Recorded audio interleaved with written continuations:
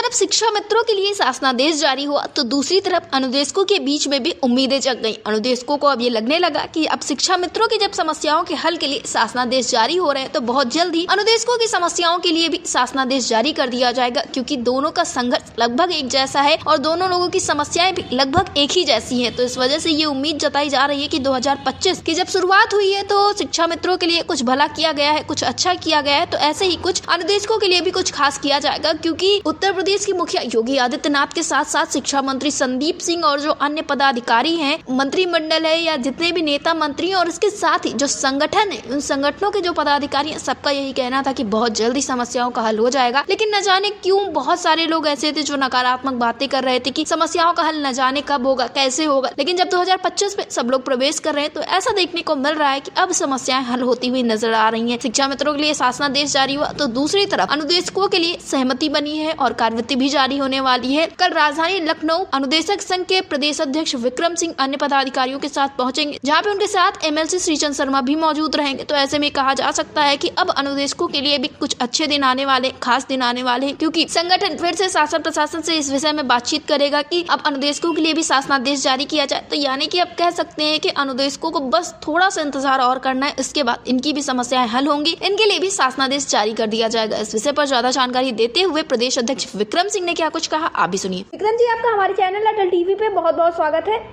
जी madam, बहुत बहुत धन्यवाद आपका।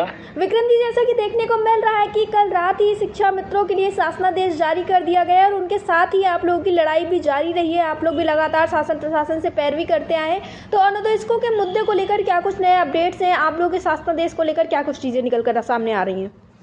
जी, कल भारतीय जनता पार्टी की सरकार ने, परम पूज्य योगी आदित्यनाथ जी की जो सरकार है उत्तर प्रदेश में, उन्होंने देश के इतिहास में कल एक इतिहास बनाने का काम किया है।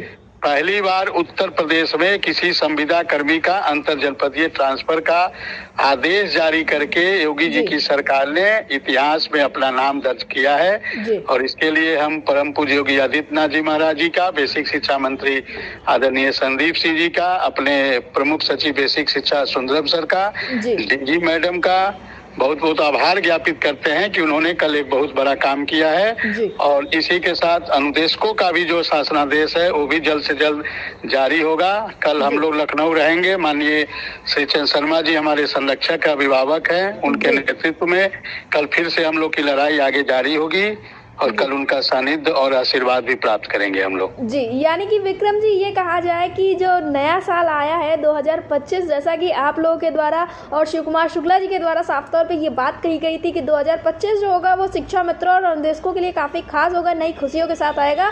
और नए साल के तीसरे दिन ही इतनी बड़ी खुशखबरी मिली है शिक्षा मित्रों को और अनुदेशकों के लिए। तो जो सहमति है वो बन चुकी है, कार्यविधि भी जारी हो रही है। तो इन सारी चीजों से कहीं ना कहीं ये कहा जा सकता है कि अनुदेशक और शिक्षा मित्र 2025 में जब प्रवेश किए तो नई खुशियों के साथ, नई ऊर्जा के साथ प्रवेश किए हैं।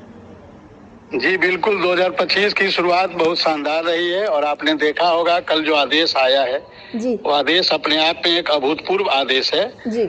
और सोमवार को हम लोग की कार्यविधि भी जारी होगी। जो 19 दिसंबर को हम लोग की बैठक हुई थी जी, उसकी कार्यविधि सोमवार को जारी होगी और कल हम लोग लखनऊ रहेंगे, कल परसों जी। और हमारे साथ हमारे संरक्षक अभिभावक माननीय श्रीचंद शर्मा जी भी रहेंगे जी। और कल हम लोग प्रयास करेंगे कल परसों में कुछ और आगे काम बढ़े, कुछ और आदेश जारी हो, इसको लेकर कल हम लोग विचार विमर्श करेंगे। जी विक्रम जी, एक चीज देखने को मिली जब शिक्षा मित्रों के लिए शासनादेश जारी किया गया और ऐसा ही कुछ अनुदेशकों के बीच में भी देखने को मिलता है कि जब किसी भी एक मांग को लेकर सहमति बनने लगती है तो शिक्षा मित्र और अनुदेशक काफी ज्यादा परेशान होने लगते हैं और वो उस वक्त पे यह चाहते हैं कि उनकी जितनी भी मांगे सभी उसी वक्त पे पूरी कर दी जाए। अब लोग ये कह रहे हैं शिक्षा मित्रों के लिए कि नियमितीकरण, मानदेय वृद्धि, इन सारी चीजों पर भी शासनादेश जारी हो जाए, क्योंकि इन्हें ये जो स्थानांतरण, इन चीजों से कोई मतलब नहीं। कुछ लोग ये कमेंट आ रहे हैं, लगातार ऐसी बातें हो रही, तो इस पर आपका क्या कुछ कहना है? आप शिक्षा मित्रों और अनुदेशकों को क्या कहना चाहेंगे इस चीज के लिए? देखिए, संगठन की जिम्मेदारी एक एक व्यक्ति की जिम्मेदारी होती है जी। किसी को ट्रांसफर चाहिए, किसी को 14 CL चाहिए।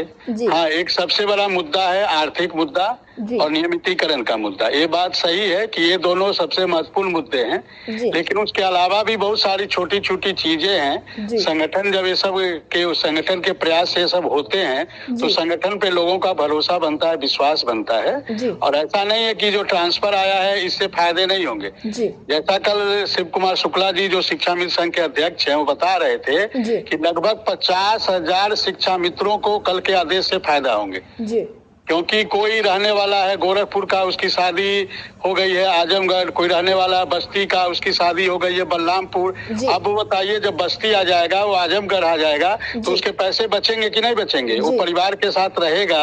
परिवार का जो पहले खर्चा 2 जगह होता था, 2 जगह चूल्हे जलते थे, तो 2 जगह चूल्हे जलने से खर्चे बढ़ जाएंगे, वहां भी खर्चा लगेगा, वहां भी खर्चा लगेगा। अब वो दोनों परिवार जब एक जगह हो जाएगा तो उसके क्या है, खर्चे बचेंगे। एक जगह चूल्हा जलेगा, एक जगह भोजन बनेगा, तो बाई नेचुरल है, बट नेचुरल की पैसे बचेंगे और दूरियां भी कम होंगी, परेशानियां कम होंगी। अब आदमी और तरोताजा होकर ड्यूटी करने जाएगा। तो ऐसा नहीं है, लगभग 50,000 शिक्षा मित्रों को कल के आदेश से फायदा हुआ है। मूल विद्यालय वापस आ जाएंगे, जहां इनका घर है। जो पुरुष शिक्षा मित्र है अपने मूल विद्यालय आ जाएंगे। पहले ये जब इनका समायोजन हुआ था, जब ये परमानेंट हुए थे तो दूसरे विद्यालय में चले गए थे। अब वहां से उनकी दूरी बहुत ज्यादा है। अब ये जब अपने घर आ जाएंगे तो इनके पैसे भी बचेंगे, इनको जो मानसिक प्रताड़ना होती थी वो भी कम होंगे। तो ऐसा नहीं है, कल के आदेश से लगभग 50,000 शिक्षा मित्रों को फायदा हुए हैं। अब कहने वाले तो बहुत कुछ कहते हैं, अब किसका किसको सुना जाए। जी विक्रम जी, अटल टीवी से जुड़ने के लिए धन्यवाद। जी मैडम, बहुत बहुत धन्यवाद, आभार आपका।